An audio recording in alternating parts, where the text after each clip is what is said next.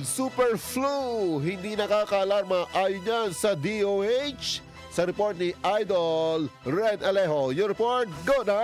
Magandang umaga mga idol. Inalis ng Department of Health o DOH ang pangamba ng publiko hinggil sa tinatawag na super flu na natukoy sa Pilipinas. Sa press briefing sa Malacanang nitong Miyerkules, Enero 7, sinabi ni Health Secretary Teodoro Herbosa na hindi nakakaalarma ang sitwasyon kahit may bagong variant ng virus.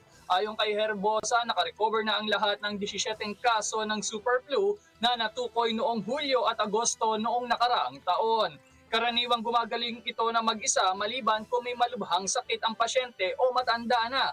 Ang super flu variant ng influenza A, kumakalat ito sa ilang tulad bahagi ng bansa ng United States at United Kingdom nito mga nakaraang buwan. Patuloy na minomonitor ng DOH ang mga kaso ng influenza sa bansa. Kasama mo sa IFM Lucena, ako si Idol Ren Alejo, Tatak, Armen.